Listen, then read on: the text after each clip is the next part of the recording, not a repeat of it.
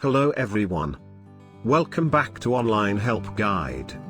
Today in this video, I will be showing you how to unmute someone on WhatsApp.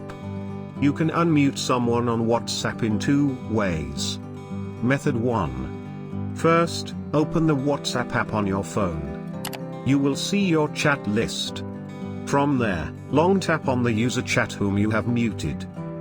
Then tap on the sound option from the top menu bar. And you will unmute someone on WhatsApp. Method 2. Open the WhatsApp app on your phone. You will see your chat list. Tap on the user you have muted and open the chat box.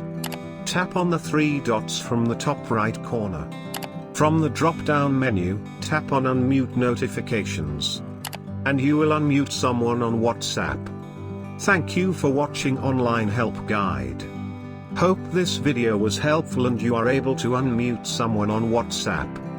If you like our video, then don't forget to hit the like button on our video and comment down if you have any question or feedback.